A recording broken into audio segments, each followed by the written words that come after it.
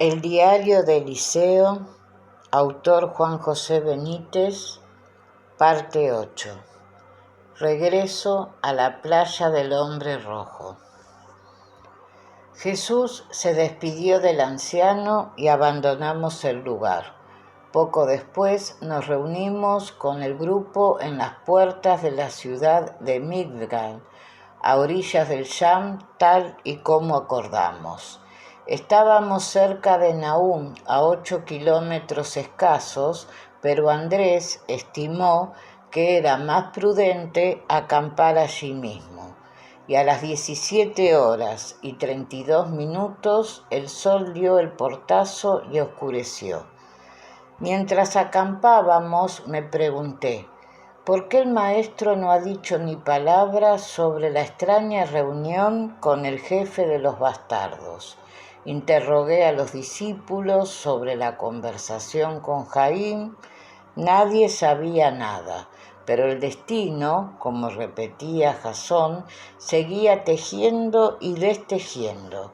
Sería mucho después, o debería escribir mucho antes, cuando despejé la incógnita.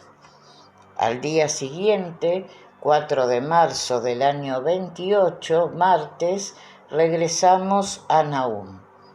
Las despedidas fueron eternas. El rabí sugirió a su gente que descansara y que volviera a sus trabajos habituales. Cuando los discípulos de Juan y los confidentes desaparecieron, el maestro dio las últimas instrucciones. El retorno a la actividad pública, a la predicación, fue fijado para el domingo 16 de marzo. Hasta ese momento nadie debía hablar de la buena nueva.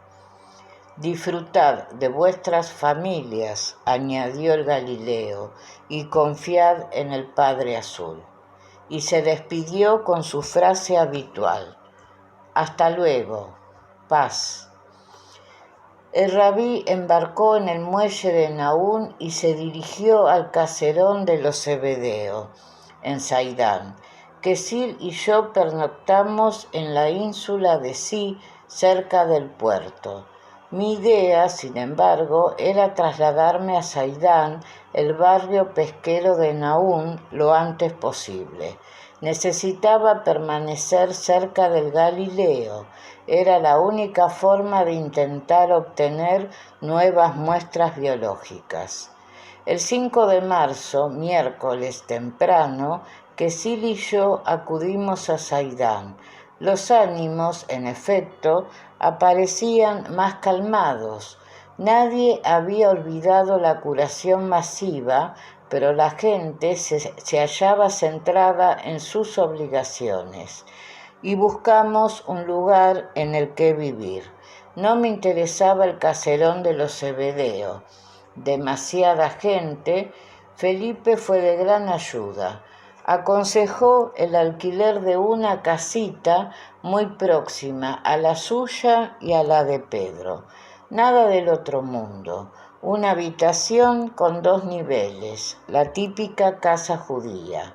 En el superior, Kesil instaló la cocina y la paja sobre la que dormiríamos. En el inferior acomodamos a los jumentos. A y Sab eran como de la familia. 15 denarios al mes.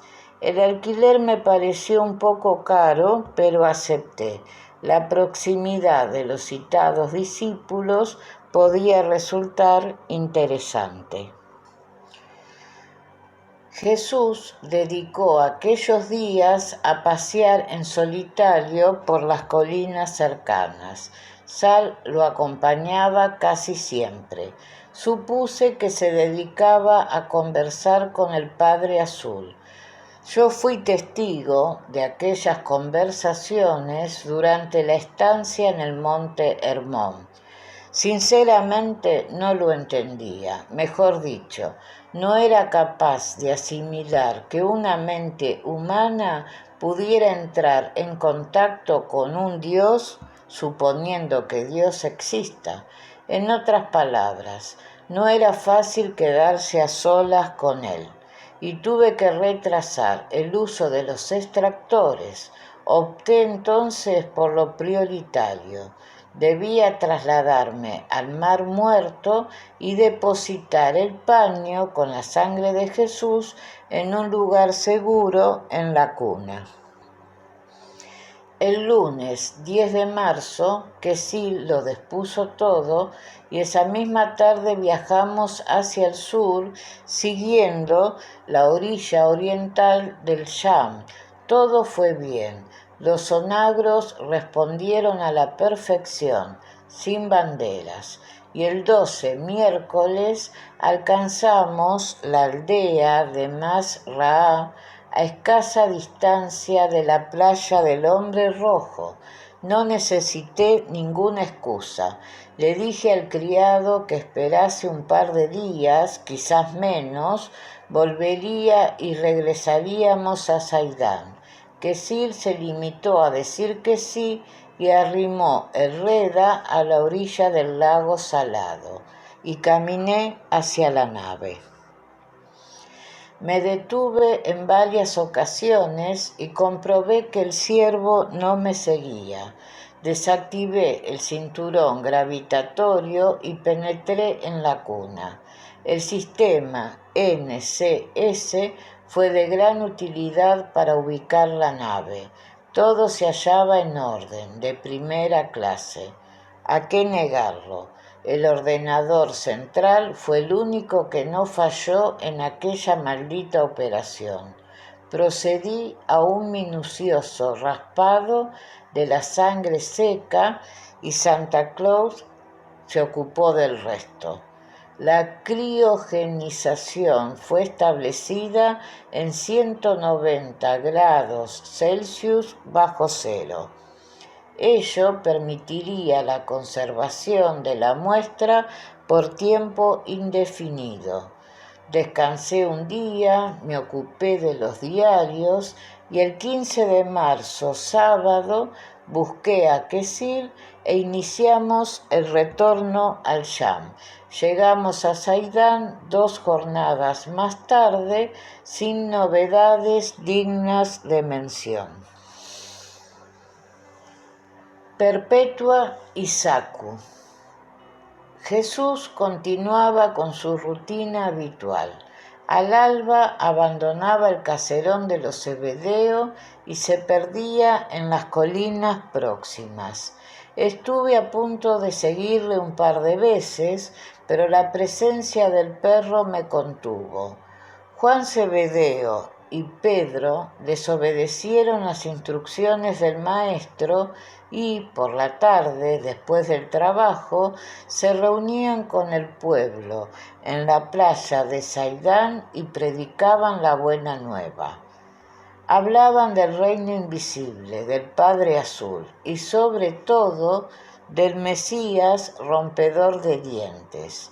Roma, decían, tiene los días contados. Tuvieron escaso éxito. La gente solicitaba ver al maestro y demandaba prodigios como el de Caná o el de la curación masiva.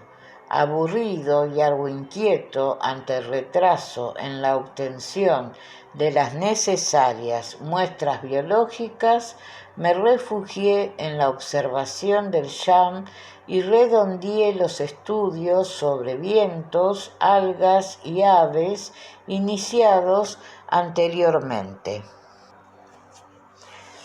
En esos días soplaba el Ma'arabit, uno de los vientos más comunes en el mar de Tiberíades. Lo hacía en los meses de marzo y abril, período al que los judíos llamaban Nisan, y en septiembre y octubre, Tisri. Era un viento generalmente pacífico. Arrancaba en el Mediterráneo y desembocaba en el Sham, en la zona de Arbel y Midgad, hacia la hora sexta, mediodía. Pero, en ocasiones, el Ma'arabit llegaba violento y superaba a los 70 kilómetros por hora. La tempestad entonces era segura. En los meses de septiembre y octubre se retrasaba. Y los pescadores lo veían llegar a partir de la 9, 3 de la tarde. Pero los vientos verdaderamente criminales eran los quibelas. Aparecían entre junio y enero. Procedían del sur. Entraban por Tariquia y soplaba durante días a razón de 100 kilómetros por hora o más. El lago se cubría de espuma y de polvo del desierto. Nadie salía a pescar. La temperatura y la presión barométrica ascendían, situándose cerca de los 35 grados Celsius y por encima de los 1015 milibares. Como decía el mayor, los hombres se cargaban de venganzas. Por último, estudié los vientos que llamaban Sharquilla. Eran imprevisibles. Saltaban al Sham desde los acantilados orientales. No eran tan destructores como el Quibela. Las algas fueron otra de mis pasiones. En esos días, marzo del año 28, el mar de Tiberíades se hallaba conquistado por la Peridinium huesi, un ejemplar esférico protozoario, grupo pirrófitas, que se multiplicaba con enorme rapidez. Entre febrero y abril podía alcanzar las 3.300 unidades por centímetro cúbico. Su principal alimento era el fósforo y el nitrógeno. Se movían a gran velocidad, ocasionando atascos en las embarcaciones y sobre todo en las redes de pesca. Llegué a calcular una biomasa de 20.000 toneladas. Al amanecer subían a la superficie y ocupaban una lámina de 4 metros de espesor. El lago entonces se perfumaba con un típico olor a marisco. Los vientos, el calor y las algas atraían a miles de aves, la mayoría procedente del lago Ule al norte, y el Sham cambiaba de color. Del azul y plata pasaba al rojo y al violeta.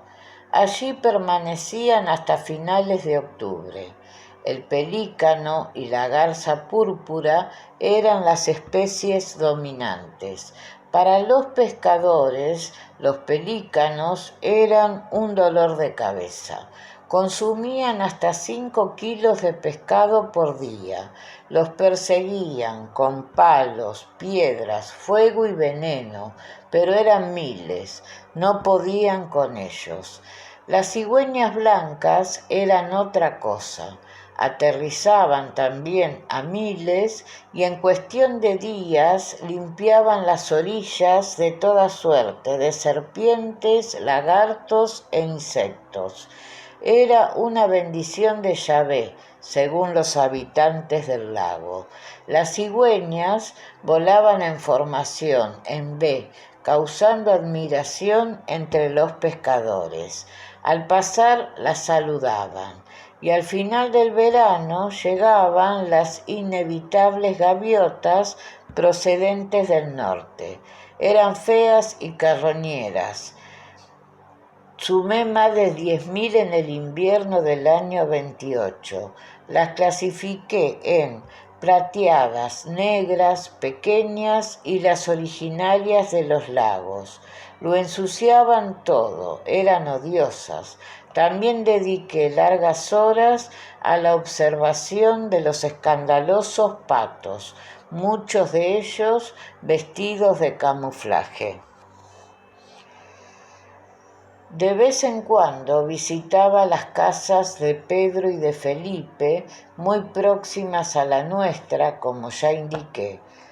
Pedro tenía 3 hijos. Se llamaban Fenicia, de 8 años, Tebar, que quería decir frágil, de 6, porque siempre estaba enferma, y Telat, de meses, porque fue el tercero. Perpetua, la esposa, era una Galilea de fuerte carácter, de mirada inquisidora y enormes caderas. No estaba muy de acuerdo con la loca aventura de seguir al maestro. Amata, la suegra, era una anciana de 45 años. Trabajaba y miraba, esa era toda su vida. Felipe, el intendente, estaba casado con Saku, otra judía de armas tomar. En realidad, el discípulo vivía con sus alambiques y aceites esenciales. Pasaba más tiempo en su laboratorio que en la casa. No tenían hijos, pero sí 6 hermanos de Felipe, todos solteros. Allí en el laboratorio pasé muchas horas, pero la paz duró poco. Ruth. Fue una extraña sensación. Llegó el jueves 20 de marzo, año 28 de nuestra era. Me hallaba con Felipe, experimentando con uno de sus aceites esenciales.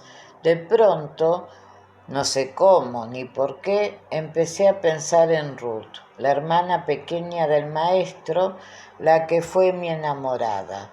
La eché de menos y me dije, no es mala idea, puedo ir a verla, ensayar los extractores y algo más. Disponía de tiempo. El nuevo viaje a Jerusalén fue programado por Jesús para finales de ese mes de marzo. Dicho y hecho, al amanecer del 21, viernes, emprendimos el viaje hacia Nazaret. Quesil se mostró encantado. Nuevas aventuras. Cubrimos los 35 kilómetros sin tropiezos y en 5 cómodas horas. A la 6:00, mediodía, divisamos la blanca flor entre colinas. Todo era verdor. Todo era silencio, y allí, recostadas en la ladera oriental del Nevi, distinguimos la treintena de casas blancas y cansadas que formaban la aldeíta de Nazaret. Los bosques, olivares y prometedores viñedos se extendían en todas direcciones. Quesil arrimó el carro cubierto a la fuente del pueblo y yo salté a tierra, decidido a reencontrarme con María, la de las palomas, y con su familia. Debo aclararlo ahora. Nunca estuve enamorado de Ruth. Me serví de ella. En realidad jamás he sentido el amor ni me interesa. Las órdenes eran lo importante y cumplí. María me recibió con cierta alegría, no mucho. El resto me ignoró y yo a ellos. Mi objetivo era Ruth. La pelirroja, que en esos días acababa de cumplir 20 años, seguía igual o peor. Era casi un vegetal. La oclusión arterial había desembocado en un infarto cerebral y todo se precipitó. Estaba casi ciega, paralizada del lado derecho y envejecida. No podía hablar, emitía sonidos confusos, babeaba constantemente y necesitaba ayuda para todo. No controlaba los esfínteres y se volvió agresiva. Los ojos verdes, anteriormente bellísimos, aparecían ahora casi cerrados. El olor a orina era sofocante. Creo que no supo quién era cuando acaricié sus manos. Oh sí, era una ruina física y mental. Los tobillos parecían columnas, eran azules, y lo mismo sucedía con los brazos igualmente inflamados. Suspiraba a cada rato y lo hacía con desesperación. Sabía que se moría. Durante el día permanecía en el nivel inferior de la casa, recostada en las ánforas. María lloró en mi hombro, como tantas veces. No comprendía por qué su hijo no sanaba a Ruth. Lo hizo con más de 600 personas en Saidán. La mujer me interrogó al respecto, pero no supe responder. Yo tampoco entendía gran cosa. Le hablé de la última gira por la Galilea y de lo cerca que estuvimos de Nazaret. Sabía lo del leproso en Irón y volvieron las lágrimas. No comprendo, repetía y repetía, no comprendo. El sábado 22 de marzo del año 28, mientras la familia acudía a los servicios en la sinagoga, me quedé al cuidado de Ruth. Estábamos solos. Fue la oportunidad que buscaba. Dispuse los extractores, el dispositivo cuyos datos técnicos no estoy autorizado a desvelar, consistía en 4 anillos huecos de cobre, aparentemente normales, ajustados al calibre de los dedos de la mano derecha. El pulgar no era operativo. Bastaba con situarlos en contacto con la piel y activarlos para que los nanoimanes alojados en el interior procedieran a la succión de la sangre de la red de capilares. Podían ser utilizados uno a uno o en su conjunto. Decidí operar con los 4 a la vez.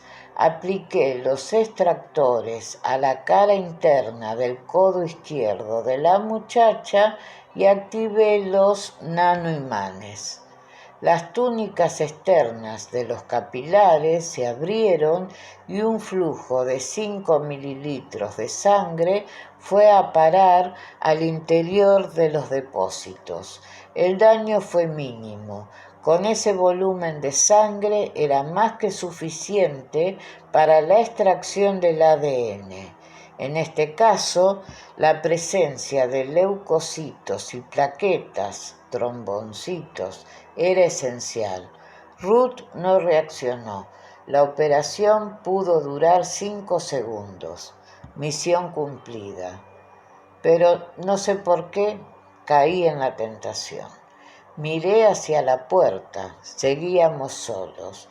Levanté la túnica de la joven y contemplé su cuerpo desnudo. No era ni la sombra de lo que fue. Los pechos desmayados eran pellejos. Solo se veían costillas. Había sido tan hermosa. Acaricié los pezones y ella emitió un profundo suspiro, pero continuó recostada en una de las ánforas. Fue entonces cuando reparé en el lienzo que cubría el pubis. Aparecía ensangrentado y pensé, óvulos, era lo que Curtis había solicitado. Ruth tenía la menstruación, no lo dudé. Solté los nudos que sujetaban el paño a la cintura y lo guardé. Lo había conseguido. Después paseé la lámpara de aceite sobre el vello del sexo. Seguía siendo bellamente pelirrojo. Y recordé los hermosos días pasados a su lado. Ruth parecía dormida. Y caí de nuevo en la tentación. Como en los viejos tiempos, me dije. Deslicé los dedos sobre el clítoris y en el interior de la vagina y la acaricié con suavidad. Me llené de sangre, pero no importó y continué masturbándola. Lo hice a conciencia, sin miedo a ser sorprendido. Ella lo percibió y se estremeció una y otra vez. Sé que le proporcioné placer. Continué durante 5 intensos minutos. Ella gemía y de pronto lanzó un grito. Fue un largo orgasmo. Me sentí bien. Abandonamos Nazaret ese mismo sábado, que si no hizo preguntas, el viaje de vuelta fue corto y silencioso. Objetivo logrado por partida doble. Par 10, qué estúpido. Aquellos óvulos estaban muertos. Una espada en el cielo. El 24 de marzo, lunes, entramos en Saidán. Había novedades. Poco antes, el viernes 21, Jesús se trasladó a Tiberíades en la única compañía de los Zebedeo. Objetivo: reunirse con los seguidores del Maestro en la referida ciudad ribereña. Felipe me puso al corriente. Celebraron 2 reuniones. En ambas el rabí habló del reino invisible y alado, del bondadoso Abba y del espléndido futuro que nos aguarda tras la muerte. Entre los seguidores, y esto me pareció interesante, se encontraban los parientes de Chuza, uno de los funcionarios de Herodes Antipas, el hijo de Herodes el Grande. De hecho, las enseñanzas tuvieron lugar en la casa de Chuza y Juana, su esposa.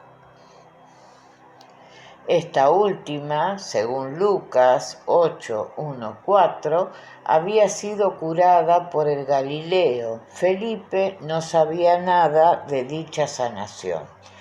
Tomé el asunto con precaución. Lucas, el evangelista, como se ha visto y seguiremos viendo, no era de fiar.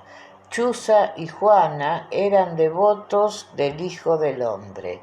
Compartían la filosofía del rabí sobre la inmortalidad del alma, y fue Chuza, en su calidad de administrador, quien informó a Antipas sobre el reino invisible que predicaba Jesús.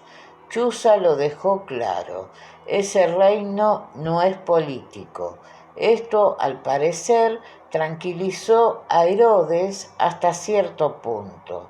Pero Antipas era un sujeto vil y despreciable, como yo. No podía fiarme. Jesús lo llamó chacal y tenía toda la razón. Felipe hizo un comentario acertado. Aún así, aún conociendo la bajeza moral de Antipas, el contacto con Chuza puede ser útil. Y el intendente habló también de otro asunto menos positivo. Entre los consejeros y funcionarios al servicio de Antipas, contó una decena, había gente que odiaba al maestro. Eran esbirros del gran Sanedrín y de las castas sacerdotales. Eran realmente peligrosos. Y la intuición volvió a susurrar: peligro. Estos sujetos estaban al tanto de los pasos del Galileo y de sus prodigios. Lo vi en la última gira de predicación por la Galilea. Algunos de los confidentes que lo acompañaban podían estar al servicio de estos funcionarios. Tenía que extremar las precauciones. En la segunda reunión con los creyentes de Tiberíades, celebrada el sábado 22 de marzo, sucedió algo asombroso. Lo contó Juan Zebedeo. A eso de la 6:00, mediodía, se presentó en el cielo azul una gran luz. Tenía forma de espada, según los testigos. Fue vista por miles de personas. Allí permaneció hasta el atardecer. Kesir y yo, de vuelta al Sham, no la vimos por poco. La gente reaccionó de diferente forma. Unos se maravillaban y aseguraban que se trataba de un merkabat o carro volante mencionados en las Sagradas Escrituras. En ellos volaban los ángeles de Yahvé. Otros se lamentaban y cubrían las cabezas con ceniza, gritando que estaban ante una señal de los cielos. Algo terrible se aproximaba.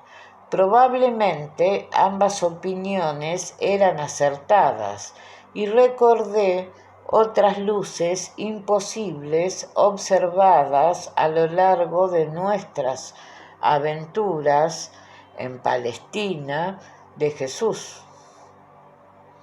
Una de ellas me impresionó vivamente. El mayor lo cuenta con detalle. Sucedió el 7 de abril del año 30 sobre la ciudad de Jerusalén, cuando el Maestro agonizaba en la cruz. Un objeto en forma de disco se interpuso entre el sol y la mencionada ciudad, provocando unas tinieblas parciales. La nave, de eso no tengo la menor duda, se hallaba tripulada y se movía en sincronicidad con la Tierra y el Sol. Calculé que medía 1.757.909 metros. Al estudiar la cifra a la luz de la cábala, quedé maravillado. Al reducir esta cifra a 2 dígitos, 44, el resultado equivale a sangre, tristeza en lo alto y silencio. En cábala, sangre, además, tiene el mismo valor numérico que agua que habla. Sí, ese día hubo mucha sangre, mucha tristeza, en la tierra y en lo alto, y mucho silencio, demasiado. El número 44, reducido a un solo dígito, 8, simboliza amor y quedar conmovido. Ese fue el balance de lo registrado en el Gólgota, sí, la magia de la cábala. Mangus y Corax. El sábado 29 de marzo del año 28, Jesús se retiró temprano a las colinas, y hacia la nona, las 3 de la tarde, noté cierta agitación en la aldea. En esos momentos, Quesil limpiaba el reda y yo cepillaba a uno de los jumentos. Vimos a Felipe, salió de su casa y, a la carrera, sin mediar palabra, hizo señas para que le siguiera. Dejé al onagro y me fui tras el intendente. Quesil se quedó con la boca abierta, aunque ya estaba acostumbrado a estas agitaciones. Al entrar en el caserón de los Zebedeo, los discípulos rodeaban a 2 individuos. Uno era alto, gordísimo y con los ojos maquillados en rojo. El pelo corto chirriaba, lo llevaba teñido de un rubio casi platino. Vestía una túnica blanca hasta los tobillos y unas filacterias negras en la frente y en el brazo izquierdo. Aquellos pequeños estuches de cuero que contenían trozos de pergamino con diferentes oraciones y frases de las Sagradas Escrituras siempre me causaron risa. Era una ridiculez. Felipe me informó. Se trataba de Yehudá ben Jolí, el archisinagogo de Nahum. Presidía la sinagoga, era prestamista, dueño de medio pueblo y miembro activo de la hermandad de los fariseos. Al otro lo llamaban repas, pisotear, porque era capaz de vender a su madre por dinero. Su verdadero nombre era Tarfón, rondaría los 60 años. Era funcionario de la sinagoga, verdugo, responsable de la limpieza y confidente de Jolí. En suma, dos individuos poco recomendables. Jolí se dirigía al jefe de los íntimos. Andrés y el resto escuchaban con atención. Mangus, uno de los centuriones de la fortaleza romana en Nahum, explicó el archisinagogo, me ha visitado y ha rogado que me ponga en contacto con vuestro rabí. Salomé y las hijas se empujaban unas a otras tratando de oír. Tiene un ayudante enfermo, prosiguió Jolí, muy enfermo. Necesita que Jesús lo cure. Andrés preguntó, ¿qué le ocurre? Fiebres malignas, repuso Tarfón. Imaginé que podría tratarse de malaria. Felipe me lo confirmó al día siguiente. ¿Por qué el centurión no ha acudido directamente al maestro? Se interesó Juan Zebedeo. Mangus sabe dónde vivimos.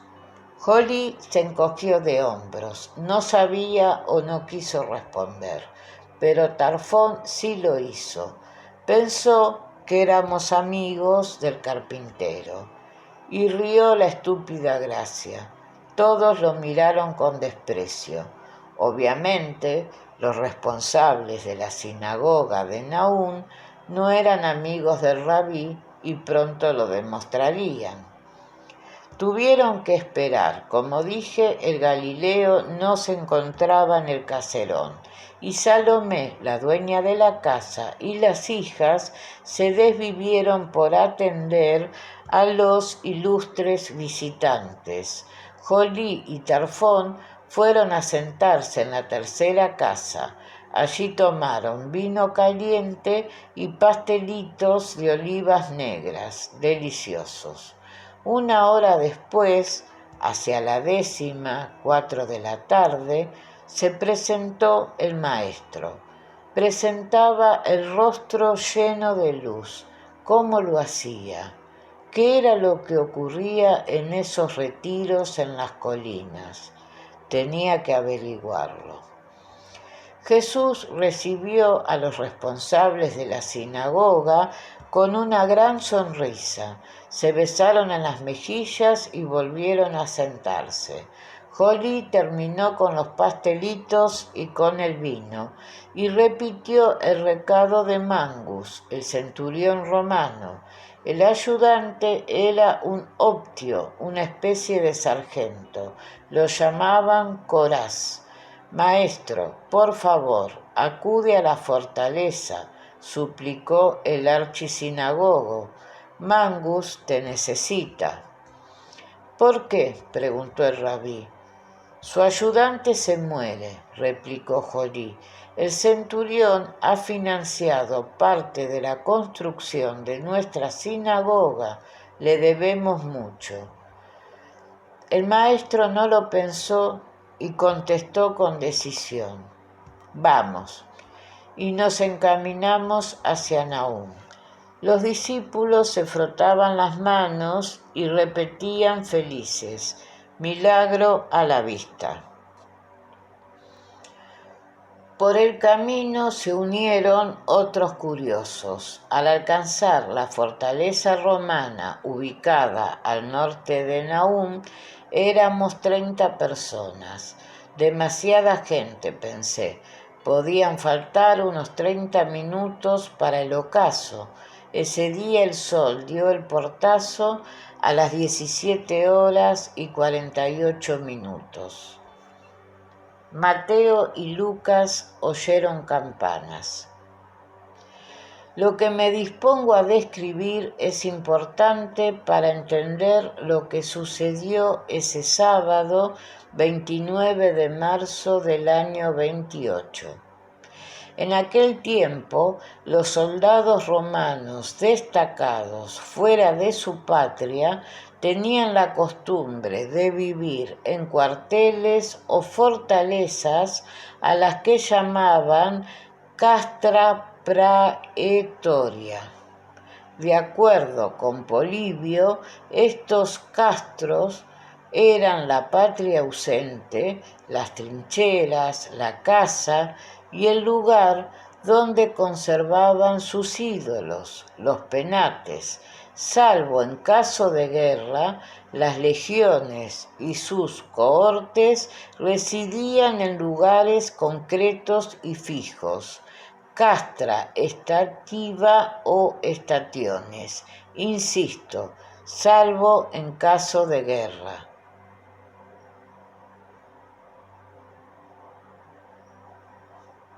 Los legionarios romanos vivían en cuarteles o campamentos. Estaba prohibido que se alojaran en casas particulares. Dicho esto, pasemos a los hechos. La guarnición romana de Naún no se hallaba fuera de la ciudad. Las tropas tampoco se alojaban en las casas de los civiles, lo que llamaban militare hospitium, y que el código de Justiniano calificaría más tarde de metata. Esta cohorte del tipo quingenaria entre 500 y 600 hombres se encontraba concentrada en una sólida construcción en la zona norte de la ciudad. Se trataba de un viejo palacio acondicionado a las necesidades de los militares y, como digo, hacia allí nos dirigimos. La fortaleza nos recibió negra y desconfiada. En el centro del muro frontal de 5 metros de altura habían practicado un portalón de hierro de doble hoja. 3 centinelas montaban guardia. Uno de ellos, al ver al apretado grupo, caminó hacia nosotros. Eran mercenarios, es decir, tropas auxiliares, generalmente sirios, egipcios, tracios o galos. Vestían el habitual traje de campaña, cota trenzada con mallas de hierro, enfundada como si fuera una túnica corta, hasta la mitad del muslo. Esta coraza se hallaba en contacto directo con un jubón de cuero. Todo ello descansaba a su vez sobre una túnica roja de mangas cortas y por encima de la rodilla. Completaba el atuendo un cinturón de cuero ancho adornado con infinidad de cabezas de clavo. La temida espada, el gladius hispanicus, de medio metro de longitud y doble filo, colgaba en el costado derecho, envainada en una funda de madera y bronce. En el costado opuesto aparecía el semispata, un puñal igualmente temible. Apoyados en el muro descansaban los escudos rojos y rectangulares, así como las jabalinas o pilum de 2 metros de longitud. Los cascos sin viseras eran espectaculares. Cada centinela lucía en lo alto un penacho de plumas rojos de un codo de altura, casi medio metro. La presencia de estas plumas obedecía a una razón de orden psicológico. El adorno proporcionaba al soldado una altura excepcional que terminaba atemorizando al enemigo. Hay que recordar que la talla mínima para ingresar en la legión era de 1,72 m. Se trataba, en efecto, de una escubia una guardia de día. Holly, el archisinagogo, explicó al centinela la razón de nuestra presencia frente a la fortaleza. Deseaba hablar con Magnus, el centurión. El soldado medio entendió y dedicó unos segundos a inspeccionar a los allí congregados. Después ordenó que esperásemos. Y se perdió en el interior del cuartel. Al poco reapareció en la puerta. Lo acompañaba un optio, una suerte de suboficial o sargento al servicio siempre de un centurión. Mandaban pequeños grupos de tropa y descargaban al centurión de labores administrativas, instrucción militar, nombramiento de guardias, etc. Eran elegidos por su valentía y honradez. Festo explica que los llamaban optiones porque eran elegidos por los centuriones, optare, los había de infantería y de caballería. El tipo lucía 5 medallas de oro en el pecho. Eran las Palerae, concedidas por la audacia y el valor en la batalla. El centinela señaló a Holly y el optio se aproximó al archisinagogo interrogándolo sobre el motivo de aquella inusual concentración de gente frente a la guarnición. El tono no era cordial y el jefe de la sinagoga repitió la cantinela, visiblemente asqueado ante la presencia del suboficial. Holly era un maldito y recalcitrante nacionalista. El optio no contestó y se limitó a pasear por delante del grupo inspeccionándonos. 2 soldados lo escoltaban a corta distancia.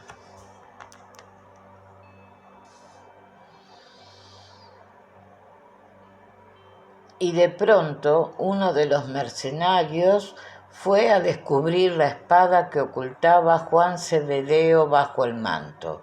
Caminó hasta el sargento y le susurró algo al oído. El optio regresó, se situó frente al Zebedeo y comprobó lo anunciado por el soldado. Otro mercenario fue a destapar los gladius que escondían el Iscariote y Simón el Zelota.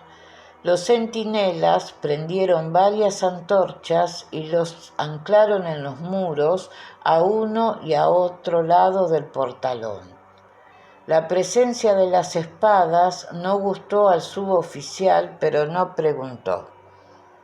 El uso de armas no estaba prohibido en la Palestina de Jesús, pero sin duda puso en alerta a los romanos. En esos momentos, al descubrir la espada que escondía el zelota, el suboficial solicitó una tea, la paseó frente al rostro del discípulo y sonrió cínico. Después bramó: «Tú eres Simón, al que llaman el Zelota, un maldito guerrillero».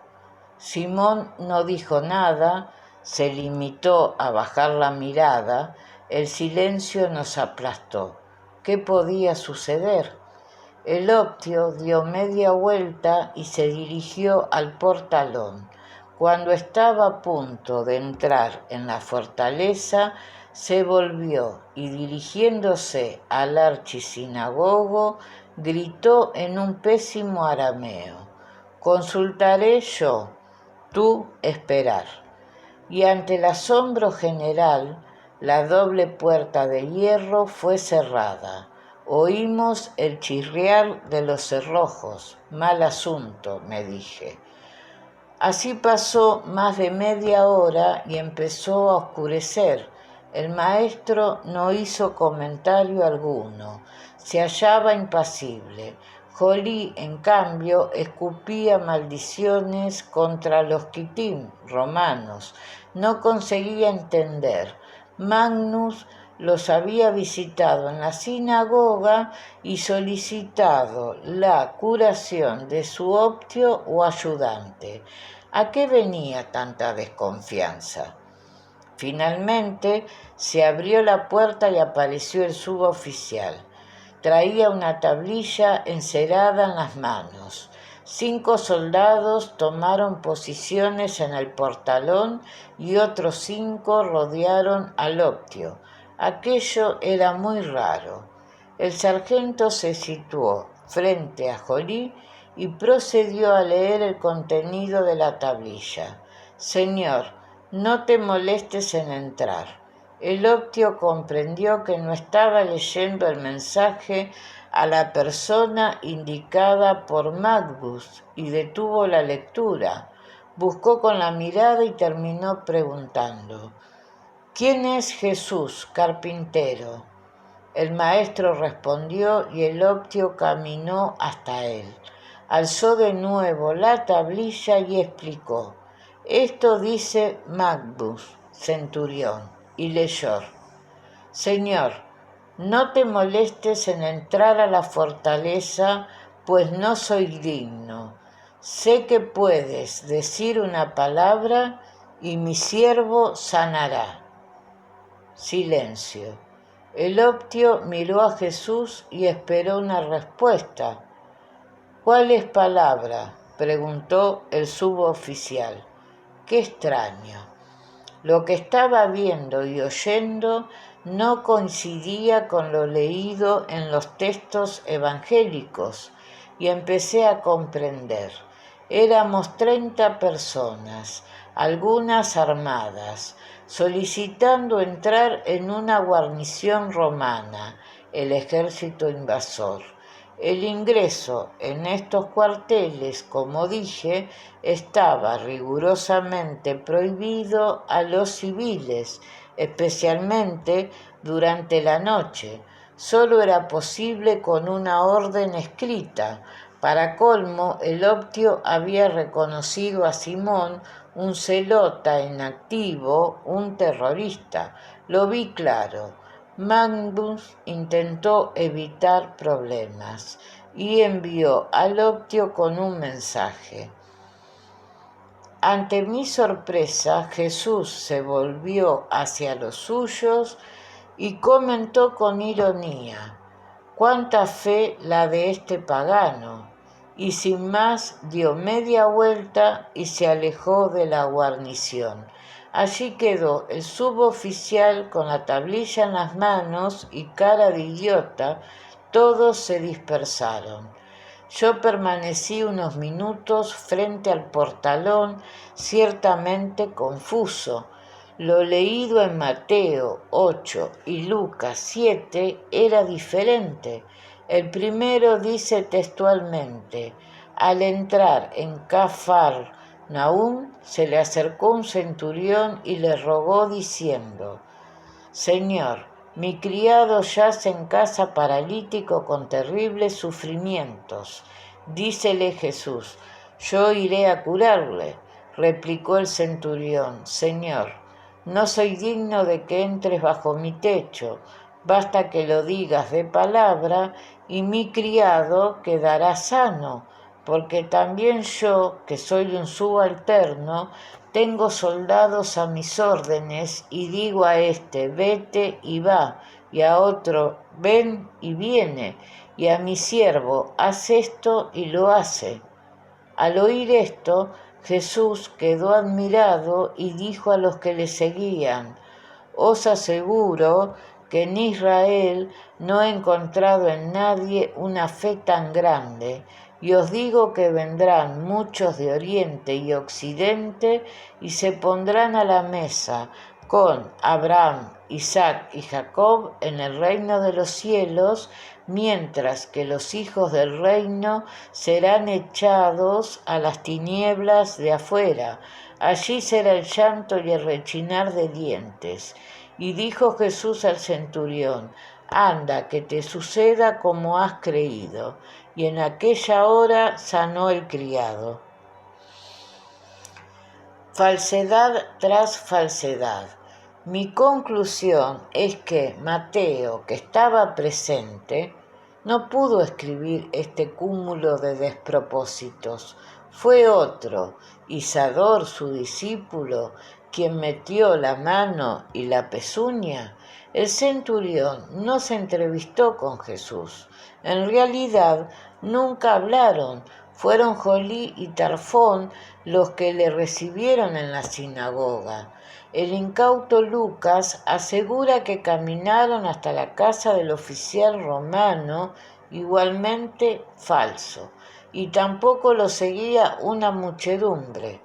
El Optio me dio la espalda y caminó hacia el portalón. Fue en esos instantes cuando nos sorprendió aquel relámpago azul idéntico al que había presenciado en Irón. Tampoco hubo trueno. Duración alrededor de 8 segundos, una barbaridad. Podían ser las 18 horas, primera vigilia de la noche. El suboficial, los centinelas y yo miramos al cielo. ¡Qué extraño! No había nubes. Las primeras estrellas llegaban blancas y con prisas. Tomaron posiciones y miraron atónitas. ¿Qué estaba pasando? No esperé. Yo sabía que sucedía y salí a la carrera hacia Saidán. Al día siguiente circularon 2 noticias por el lago. Quesín acudió a Nahum y las confirmó. La primera hablaba de la curación del ayudante del centurión. Las fiebres malignas habían desaparecido. Felipe mostró sus dudas. ¿Volvía a repetirse el caso de la malaria? El segundo rumor fue más interesante. Mangus, el centurión de la clase prior, había recuperado súbitamente el habla.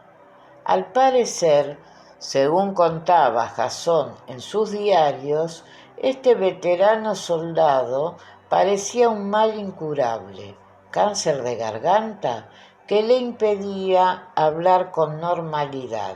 Su voz era cavernosa y arrastrada. En suma, no fue una, sino 2 las sanaciones registradas esa tarde-noche del sábado 29 de marzo del año 28 en la ciudad de Nahum.